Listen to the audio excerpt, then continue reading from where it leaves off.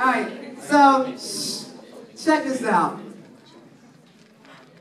My sermon title tonight, throw it up there, it's called Glimpse.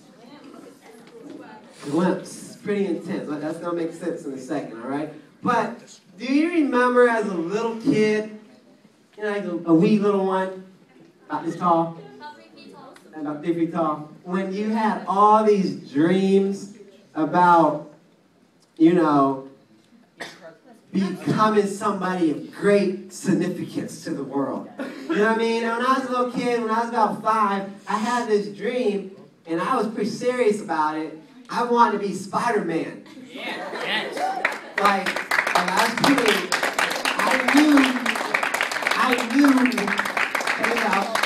I knew, without any doubt, that my purpose in life was to be Spider-Man.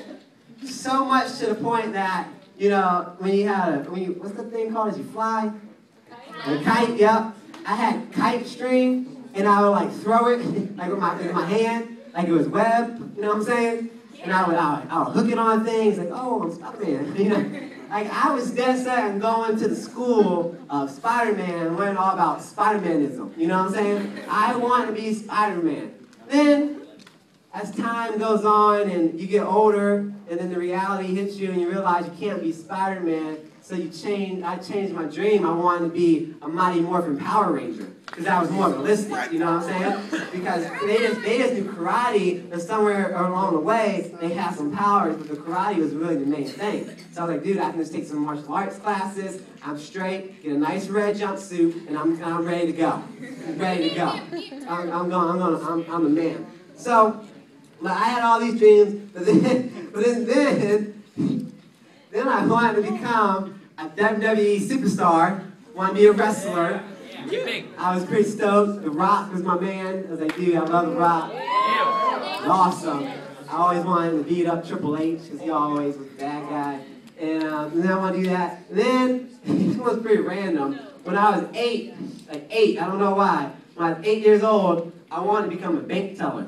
I wanted to give people money at the bank. So much to the point that I got my own little cashier little thing, and I was learning how to do cash, and like, dude, I was set, man. I was like, I am going to be a bank teller, and I'm going to be the best one in the world, and I'm going to do it.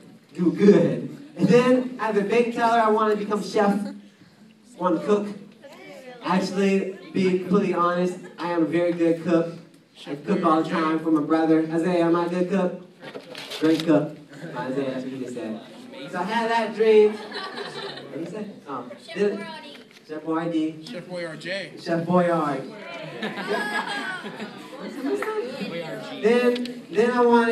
Then after that, check this out, now I want to be an NBA star. Now I want to be an NFL star. Now I came back to NBA. Then I came back to wrestling. Then I want to be Spider-Man again. I was 13, Spider-Man 1 came out. Tobey Maguire killed it, inspired me. I was like, dude, I'm about to do this. He got Kirsten Dunst. Come on. And then I was like, no, I'm too old for that. That looks ridiculous. What am I doing? No. Don't do it. No. And so then I had a real dream though. Check this out. Me family, right? Me family. That's what I'm talking about. I had this dream, and this dream was like legitimate.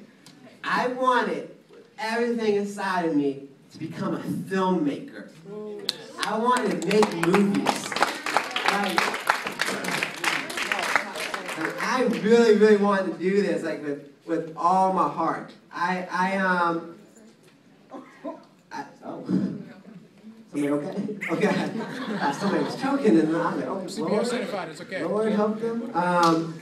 No, I was like serious, and like to the point that I was like studying movies. I was watching old movies that are black and white and nobody likes, but I love them. Like studying how the progression of where film started and where it is now, how to write screenplays, because I was in love with it. I was in love with how you can tell a story, and the story that she can tell. That's why I don't really like Adam Sandler movies.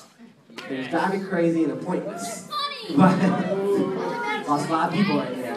Come on, lost a lot of people. Holy Spirit. Happy Gilmore. Okay, Happy Gilmore's a good movie. I'll give you that one. Okay, And as a dude, the impact that you can make with a movie is so incredible. So this is something that I really wanted to do in my life. And I had this thing that I caught a glimpse of it, and this is where I was going to go. I caught a glimpse of the potential that I could bring to the world with this. Like, dude, I'm going all out. But not only did I catch a glimpse of the future, I caught a glimpse of something that gave me hope to live for today.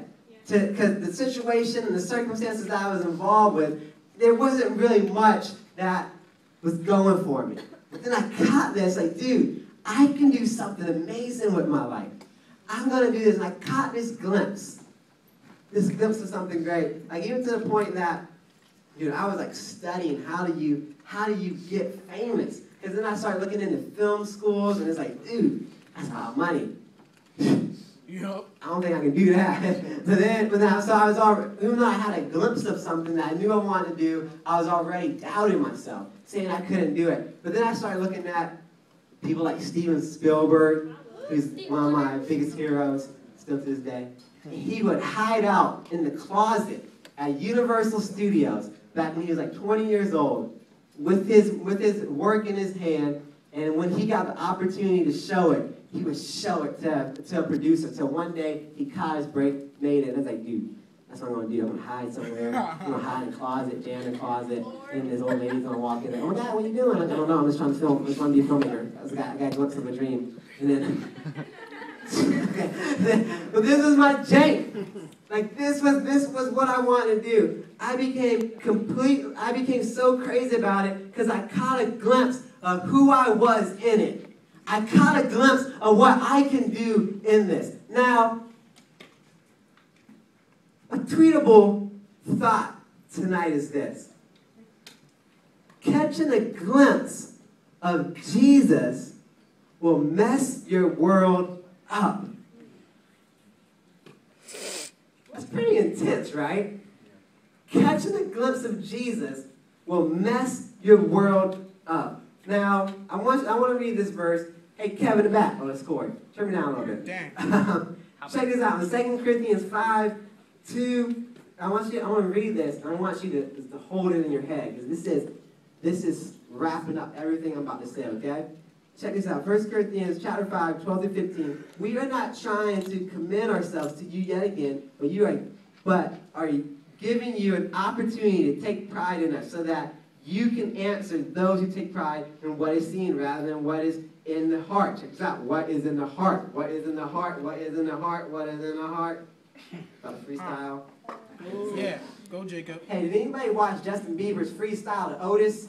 Jake was nasty. I just got so much love for Justin Bieber, just to let you know. Nasty. I am a believer, okay? I believe in Justin Bieber, all right?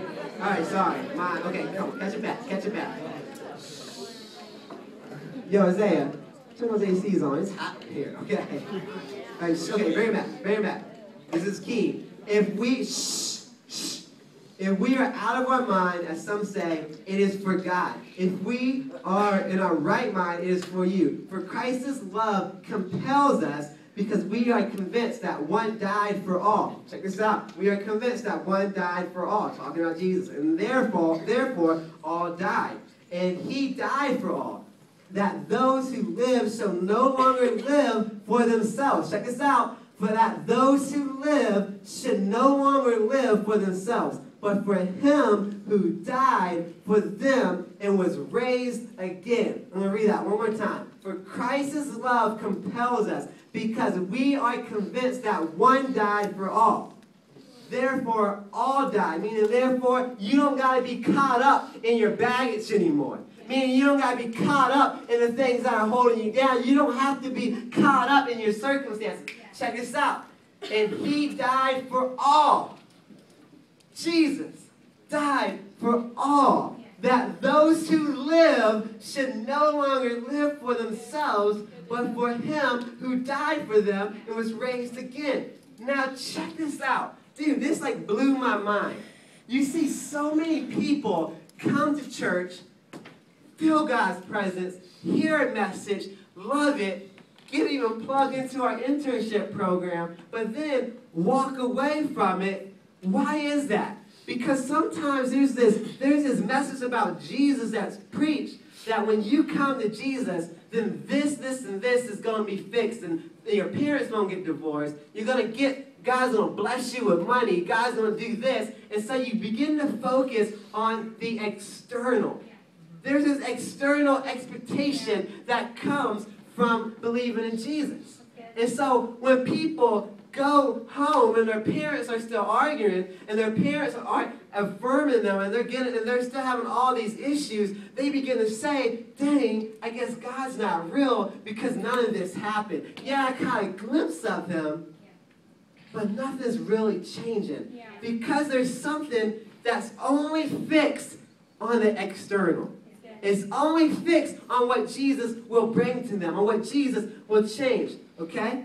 Check this out. I'm going to keep going. So there's this crazy thing that happens in the Bible. Throughout the Bible, you see this, that Jesus preaches, Jesus performs some miracle, he heals people, he does something just ridiculously amazing, and the people come to him. They follow him, and they want to do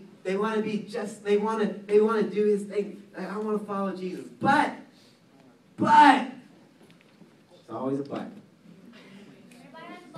A big, bootylicious but. Okay? Okay. But the but is, after something happens that they don't like, they begin to reject Jesus.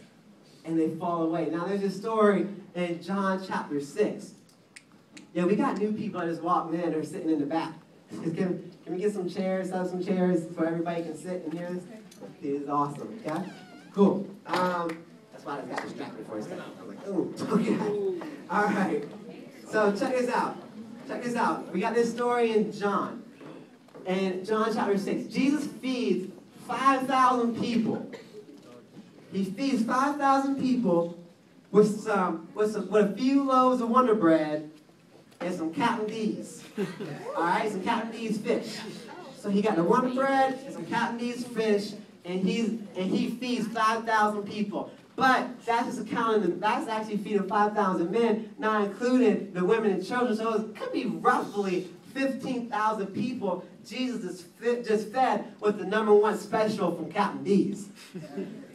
Dude, that was hilarious. Okay. And so after this, the people are like, dang, this guy's legit.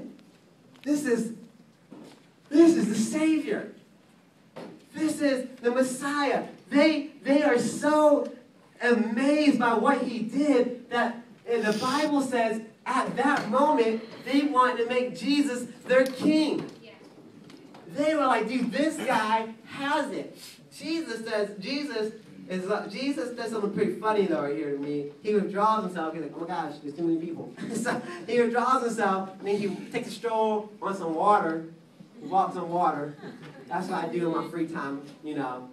I don't know if you've been around a lot of people, like, dang, I gotta get away. Where's the lake at? Let me walk on it and get away. Anybody have that? Yeah. Okay. Hey guys, real fast. It's okay to laugh at church. Yeah, it's funny. Oh, you said lake. I got it.